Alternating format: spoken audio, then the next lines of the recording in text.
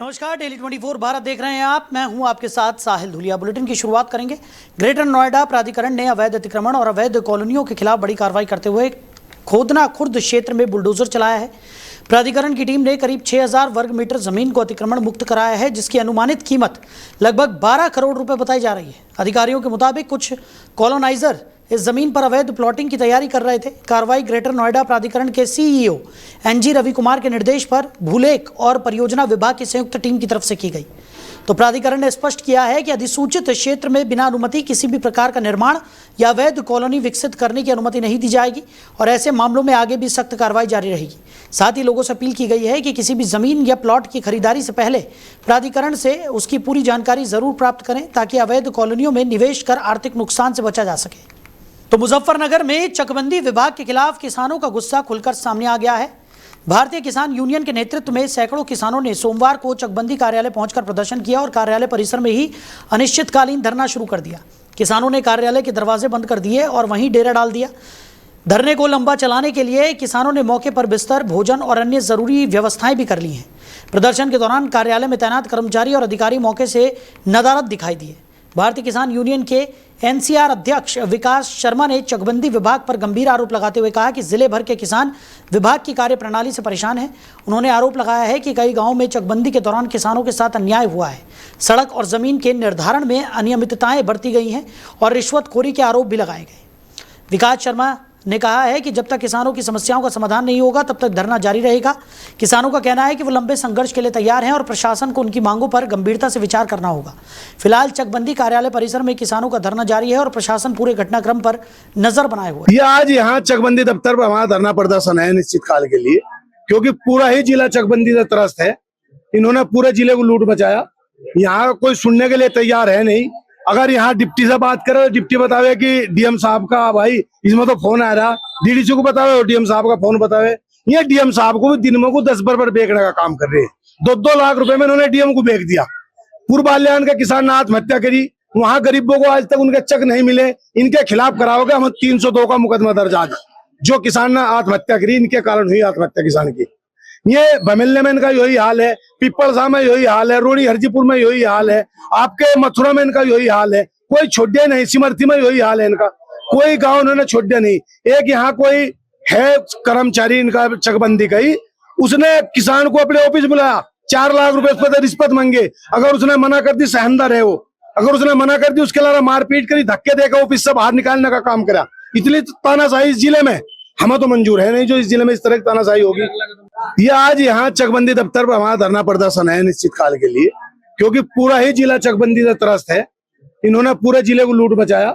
यहाँ कोई जलालाबाद में पंजाब नेशनल बैंक की शाखा में सामने आए कथित करोड़ों रुपए के घोटाले को लेकर भारतीय किसान यूनियन टिकैत ने मोर्चा खोल दिया है। सोमवार को बड़ी संख्या में पीड़ित खाता धारकों और भाकियू कार्यकर्ताओं ने बैंक परिसर के बाहर धरना प्रदर्शन किया और जमा धनराशि वापस दिलाने की मांग उठाई। धरने का नेतृत्व भाकियू के राष्ट्रीय संगठन मंत्री कपिल खतियान ने किया। प्रदर्शन के दौरान शाखा प्रबंधक मानवेंद्र सिंह को भी धरना स्थल पर बुलाया गया, जहां खाता धारकों ने अपनी शिकायतें रखी।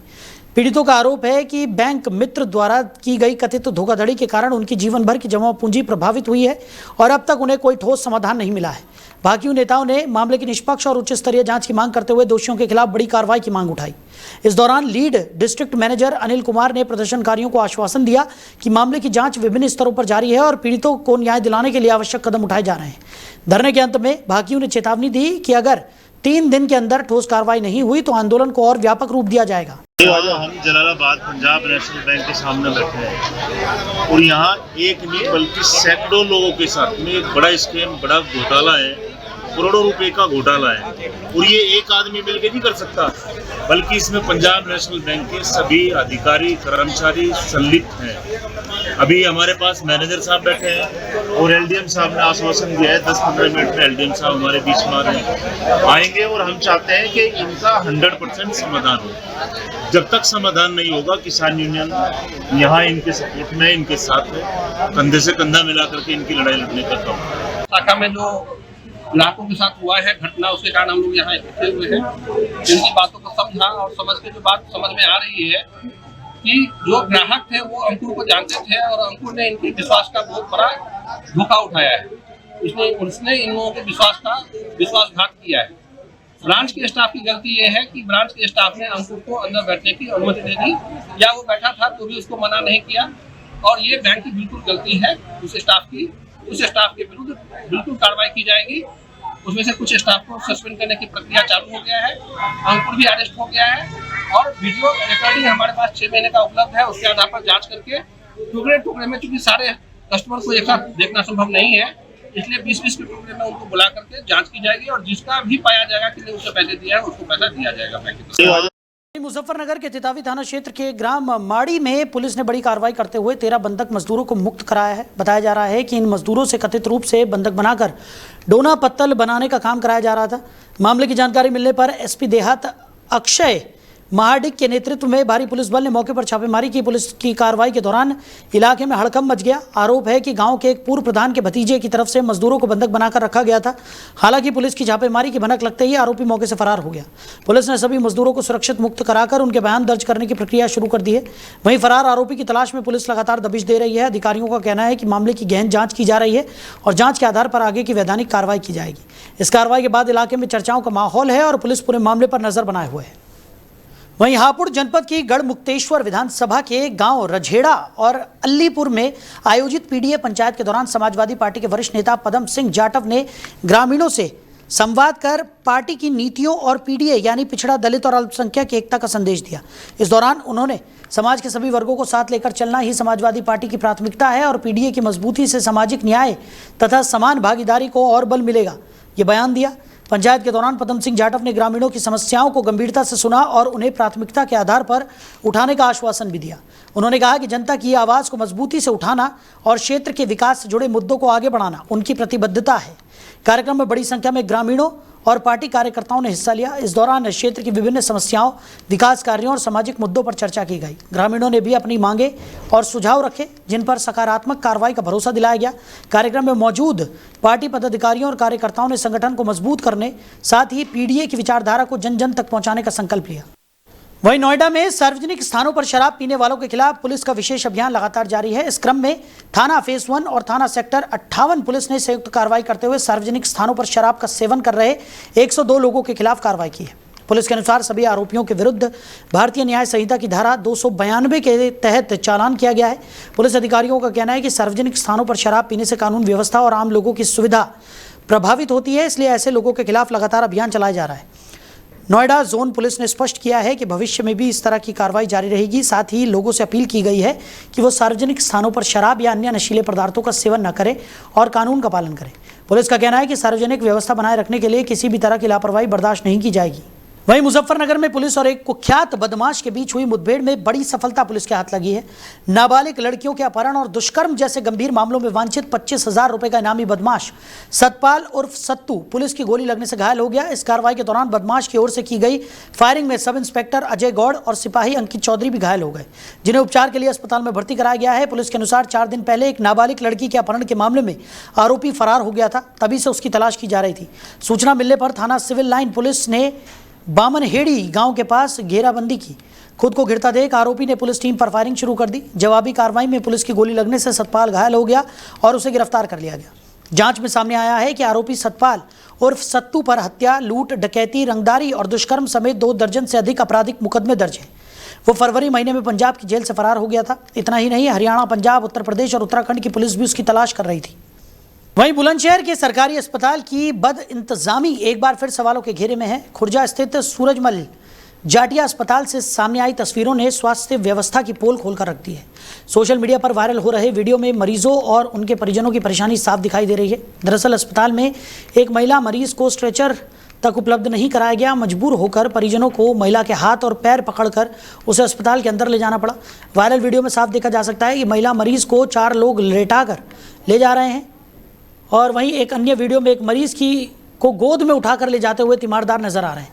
इन तस्वीरों ने अस्पताल प्रशासन की व्यवस्थाओं पर गंभीर सवाल खड़े कर दिए हैं। मरीजों को बुनियादी सुविधाएं उपलब्ध कराने का दावा करने वाले स्वास्थ्य विभाग की व्यवस्थाएं इन दृश्यों के सामने आने के बाद कमज़ोर पड़ती दिखाई दे रही हैं। स्थानीय लोगों का कहना है कि अस्पताल में अक्सर स्ट्रेचर और अन्य ज़रूरी सुविधाओं की कमी बनी रहती है, जिससे मरीजों और उनके परिजनों को भारी परेशानियों का सामना करना पड़ता है। फिलहाल ये वीडियो सोशल मीडिया पर तेज़ी से वायरल हो रहा है और लोग अस्पताल प्रशासन की कार्यप्रणाली पर सवाल उठा रहे हैं। अब देखना होगा कि वायरल वीडियो के सामने आने के बाद स्वास्थ्य विभाग और जिला प्रशासन इस मामले में क्या कार्रवाई करता है और मरीजों को बेहतर सुविधाएं उपलब्ध कराने के लिए क्या कदम उठाए जाते हैं। वहीं शामली में आदर्श मंडी पुलिस ने वाहन फर्जीवाड़े के एक मामले में खुलासा करते हुए एक आरोपी को गिरफ्तार किया है। आरोपी अपनी मोटरसाइकिल पर फर्जी नंबर प्लेट लगाकर सड़कों पर दौड़ रहा था और उसी नंबर की फर्जी आरसी का भी इस्तेमाल कर रहा था। पुलिस ने आरोपी के कब्जे से मोटरसाइकिल, फर्जी नंबर प्लेट और फर्जी आरसी बरामद की है। दरअसल मुजफ्फरनगर के सोरम गाँव निवासी फारूक ने पुलिस में शिकायत की थी कि उसके भाई की मोटरसाइकिल के नंबर पर शामली में कई यातायात चालान किए गए हैं, जबकि वो कभी उस दौरान शामली गए ही नहीं। शिकायत के बाद पुलिस ने मामला दर्ज कर जांच शुरू की। पुलिस अधीक्षक शामली एनपी सिंह के निर्देशन में चलाए जा रहे संदिग्ध व्यक्ति और वाहन चेकिंग अभियान के दौरान आदर्श मंडी पुलिस ने आरोपी धारी पुत्र रतिराम निवासी गंगेरू थाना कांधला को गिरफ्तार कर लिया। जांच में सामने आया है कि आरोपी अपनी हीरो HF डिलक्स मोटरसाइकिल पर दूसरे वाहन का नंबर इस्तेमाल कर रहा था।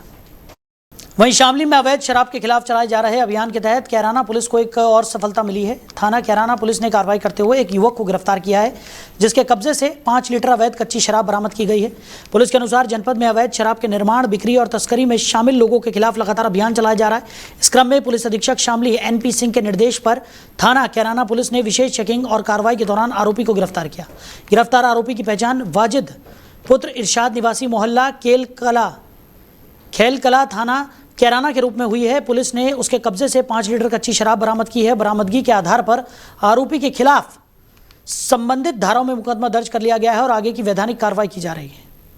वहीं शामली पुलिस की तरफ से वारंटी और गैर जमानती वारंट यानी NBW अभियुक्तों के खिलाफ चलाए जा रहे विशेष अभियान के तहत थाना कोतवाली शामली पुलिस को सफलता मिली है। पुलिस ने कार्रवाई करते हुए 3 वांछित अभियुक्तों को गिरफ्तार किया है। पुलिस अधीक्षक शामली NP सिंह के निर्देश पर जनपद भर में न्यायालय से जारी वारंटों के आधार पर फरार और वांछित आरोपियों की गिरफ्तारी के लिए अभियान चलाया जा रहा है। इसी क्रम में कोतवाली शामली पुलिस ने विजेंद्र पुत्र सुखबीर निवासी खेड़ी करमू, अतुल पुत्र सुशील कुमार निवासी खेड़ी करमू और सचिन पुत्र राजपाल निवासी मोहल्ला पंसारियान को गिरफ्तार किया। पुलिस के मुताबिक तीनों अभियुक्त न्यायालय से जारी वारंटों के तहत वांछित चल रहे थे। गिरफ्तारी के बाद आरोपियों के खिलाफ आवश्यक कानूनी कार्रवाई की जा रही है। पुलिस अधिकारियों का कहना है कि न्यायालय के आदेशों का पालन सुनिश्चित करने और कानून व्यवस्था बनाए रखने के लिए ऐसे अभियानों को आगे भी लगातार जारी रखा जाएगा। वहीं लखनऊ में हुए अग्निकांड के बाद गौतम बुद्ध नगर का अग्निशमन विभाग पूरी तरह अलर्ट मोड में आ गया है। जिले में संचालित गेमिंग जोन, मनोरंजन केंद्रों और कोचिंग सेंटरों की व्यापक जांच की जाएगी। अग्निशमन विभाग के मुताबिक अब तक किए गए निरीक्षण में 3 गेमिंग जोन और 20 से अधिक कोचिंग सेंटरों में सुरक्षा मानकों से जुड़ी खामियां चिन्हित की गई है। विभाग ने साफ किया है कि जिन संस्थानों में अग्नि सुरक्षा व्यवस्था अधूरी या मानकों के अनुरूप नहीं पाई जाएगी, उन्हें नोटिस जारी किया जाएगा और जरूरत पड़ने पर कानूनी कार्रवाई भी की जाएगी। साथ ही सभी संचालकों को अपनी अग्निशमन व्यवस्थाओं का ऑडिट कराने के निर्देश दिए गए हैं। जिला विद्यालय निरीक्षक के साथ समन्वय बनाकर ये विशेष अभियान चलाया जाएगा। अधिकारियों का कहना है कि भीड़भाड़ वाले संस्थानों में फायर सेफ्टी को लेकर किसी भी प्रकार की लापरवाही बर्दाश्त नहीं की जाएगी और सुरक्षा मानकों से समझौता करने वालों के खिलाफ सख्त कार्रवाई की जाएगी। वहीं नोएडा के फेज 2 स्थित मदरसन प्लांट के बाहर 13 अप्रैल को हुई श्रमिक हिंसा के मामले में पुलिस ने बड़ी कार्रवाई करते हुए 2 मुकदमों में चार्जशीट दाखिल कर दी है। करीब 2000 पन्नों की इस चार्जशीट में video footage, CCTV recording, call detail record यानी कि CDR और अन्य डिजिटल साक्ष्यों को शामिल किया गया है। पुलिस ने गवाहों के बयान और सोशल मीडिया गतिविधियों को भी जांच का महत्वपूर्ण आधार बताया है। पुलिस का दावा है कि इलेक्ट्रॉनिक साक्ष्यों के जरिए घटना में शामिल आरोपियों की भूमिका स्पष्ट रूप से सामने आई है। मामले में दाखिल चार्जशीट पर संज्ञान लेते हुए मुख्य न्यायिक मजिस्ट्रेट यानी CJM कोर्ट ने केस को सेशन कोर्ट भेज दिया है। चार्जशीट में दोनों मुकदमों से जुड़े कई आरोपियों की भूमिका का उल्लेख किया गया है। हालांकि एक आरोपी पक्ष ने आपत्ति जताते हुए दावा किया है कि घटना के समय वो जेल में बंद था। अब मामले में आरोप तय होने की प्रक्रिया पूरी होने के बाद सेशन कोर्ट में नियमित सुनवाई शुरू होगी। वहीं नोएडा के थाना सेक्टर 126 क्षेत्र में स्थित एक लेबर कैंप में भीषण आग लगने से हड़कंप मच गया। आग लगते ही इलाके में अफरा तफरी का माहौल बन गया और आसपास मौजूद लोगों में दहशत फैल गई। घटना की सूचना मिलते ही दमकल विभाग की कई गाड़ियां मौके पर पहुंची और फायर कर्मी आग पर काबू पाने के प्रयासों में जुट गए। पुलिस और प्रशासन की टीम भी मौके पर मौजूद रही और हालातों पर लगातार नजर बनाए हुए है।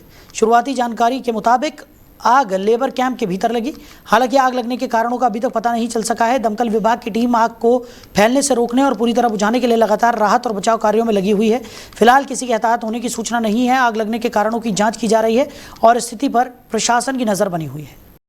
देखिए रायपुर है, लेबर कैंप है सेक्टर 126 में। यहाँ पे सुबह 6:20 पे आग लगने की सूचना प्राप्त हुई। शुरुआती दौर में इसमें फंसने की भी सूचना प्राप्त हुई। तत्काल यहाँ पे पुलिस की टीमें यहाँ पे पहुंची है, फायर ब्रिगेड की यहाँ पे टीमें पहुंची है, आग को बुझाना चालू किया। ये G+1 का लेबर कैंप बना हुआ है, करीब इसमें 50 से 60 लोग अंदर रहना बता रहे थे और हम लोगों ने आग बुझाना चालू किया है। आग जो है गैस लीकेज की वजह से लगी थी और हम लोग आए तो अंदर कोई फंसा हुआ नहीं था। देखिए वहीं ग्रेटर नोएडा वेस्ट से एक युवती के हाई वोल्टेज ड्रामे का वीडियो सोशल मीडिया पर तेजी से वायरल हो रहा है। वायरल वीडियो में एक युवती सड़क पर लेटी हुई दिखाई दे रही है, जिसके हाथ में सिगरेट नजर आ रही है और उसके पास शराब की बोतल भी रखी हुई दिखाई दे रही है। बताया जा रहा है कि युवती काफी देर तक सड़क पर बैठी और लेटी रही, जिसके चलते मौके पर लोगों की भीड़ जुट गई। स्थानीय लोगों ने युवती को समझाने की कोशिश की, लेकिन स्थिति सामान्य नहीं हो सकी। इसके बाद मामले की सूचना बिसरख पुलिस को दे दी गई। पुलिस के मौके पर पहुंचने के बाद स्थिति को नियंत्रित किया गया और मामला शांत हुआ। युवती के सड़क पर ड्रामे के दौरान मार्ग पर जाम जैसी स्थिति भी बन गई, जिससे राहगीरों को परेशानियों का सामना करना पड़ा। बताया जा रहा है कि viral video Greater Noida West स्थित आम्रपाली सोसाइटी के सामने का है। फिलहाल वीडियो सोशल मीडिया पर चर्चाओं का विषय बना हुआ है। वहीं हापुड़ में एक तेज रफ्तार ट्रक मौत बनकर सड़क पर दौड़ा और सड़क किनारे खड़े यात्रियों को कुचल दिया। इस दर्दनाक हादसे में एक मासूम बच्ची समेत 2 लोगों की मौत हो गई, जबकि 6 अन्य लोग घायल हो गए। हादसा थाना हापुड़ देहात क्षेत्र में नेशनल हाईवे 9 पर सोना पेट्रोल पंप फ्लाईओवर के पास मंगलवार तड़के हुआ। बताया जा रहा है कि गोंडा से दिल्ली जा रही सोहराब गेट डिपो की रोडवेज बस तकनीकी खराबी के कारण सड़क किनारे खड़ी थी और यात्री दूसरी बस का इंतजार कर रहे थे। इसी दौरान पीछे से आए एक तेज रफ्तार ट्रक ने लापरवाही से वाहन चलाते हुए वहां खड़े यात्रियों को टक्कर मार दी। हादसे में करीब 6 वर्षीय नायरा की मौके पर ही मौत हो गई, जबकि सीतापुर निवासी मीरा ने उपचार के दौरान दम तोड़ दिया। घायल 6 लोगों को अस्पताल में भर्ती कराया गया है, जिनमें से 3 की हालत गंभीर होने पर मेरठ रेफर कर दिया गया है। पुलिस ने ट्रक चालक को हिरासत में लेकर कार्रवाई शुरू कर दी है और शवों को पोस्टमार्टम के लिए भेज दिया है। आज 4:30 बजे प्रातः एक रोडवेज बस जो कि गोंडा से दिल्ली जा रही थी, ये बस खराब होने के कारण सोना पेट्रोल पंप के फ्लाईओवर पे खड़ी हुई और इससे सवारियां दूसरी बस में शिफ्ट हो रही थी। उसी दौरान पीछे से एक ट्रक ट्रेलर के द्वारा दुर्घटना घटित हुई, जिससे कि एक बच्ची की डेथ हुई और 6 लोग घायल हुए, जिनका अस्पताल में इलाज हेतु भर्ती कराया गया। इलाज के दौरान एक और लड़की की मृत्यु हो गई है, बाकी का इलाज चल रहा है, स्थिति सामान्य है। अग्रिम वैधानिक कार्रवाई। वहीं बुलंदशहर में मनीष सैनी हत्याकांड के मुख्य आरोपी शिवम सैनी को पुलिस ने मुठभेड़ के बाद गिरफ्तार कर लिया है। पुलिस के मुताबिक जहांगीराबाद कोतवाली क्षेत्र में वाहन चेकिंग के दौरान आरोपी ने पुलिस टीम पर फायरिंग कर फरार होने का प्रयास किया। जवाबी कार्रवाई में पुलिस की गोली शिवम सैनी की टांग में लगी, जिससे वो घायल हो गया। पुलिस ने आरोपी को हिरासत में लेकर इलाज के लिए अस्पताल में भर्ती कराया है।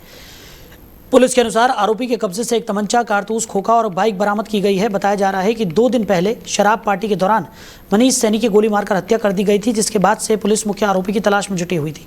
शिवम सैनी को इस हत्याकांड का मुख्य आरोपी बताया जा रहा है। पुलिस का कहना है कि मामले में आगे की वैधानिक कार्रवाई की जा रही है और अन्य पहलुओं की भी जाँच जारी है। आज दिनांक 23 जून 2026 को थाना जहांगीराबाद पर पंजीकृत मुकदमा अपराध संख्या 329/26 के वांछित अभियुक्त शिवम सैनी को मुखबिर की सूचना के आधार पर थाना जहांगीराबाद पुलिस द्वारा गिरफ्तार किया गया। गिरफ्तारी के दौरान अभियुक्त से पूछताछ की गई, जिसमें अभियुक्त शिवम सैनी द्वारा घटना में प्रयुक्त आला कत्ल पिस्टल को ग्राम जुक्साना कला के जंगल थाना जहांगीराबाद में छुपाया गया होना बताया गया। अब पुलिस पार्टी अभियुक्त शिवम सैनी के साथ ग्राम जुक्साना कला थाना जहांगीराबाद के जंगल में पहुंची आला कत्ल पिस्टल को बरामद करने के उद्देश्य से, जहां पर बरामदगी के दौरान अभियुक्त द्वारा आला कत्ल पिस्टल जो कि पहले से लोड थी, उससे पुलिस पार्टी को जान से मारने की नियत से पुलिस पार्टी पर फायर किया गया। पुलिस पार्टी द्वारा आत्मरक्षार्थ जवाबी फायर किया गया, जिसमें अभियुक्त शिवम सैनी के पैर में गोली लगी है। घायल अभियुक्त को अस्पताल भेजा गया है। घटनास्थल से एक अवैध पिस्टल, 4 जिंदा कारतूस व 1 खोखा कारतूस बरामद किए गए हैं तथा थाना जहांगीराबाद पुलिस द्वारा अग्रिम वैधानिक कार्रवाई अमल में लाई जा रही है। तो फिलहाल इस बुलेटिन में मेरे साथ इतना ही। आप बने रहिए। नमस्कार।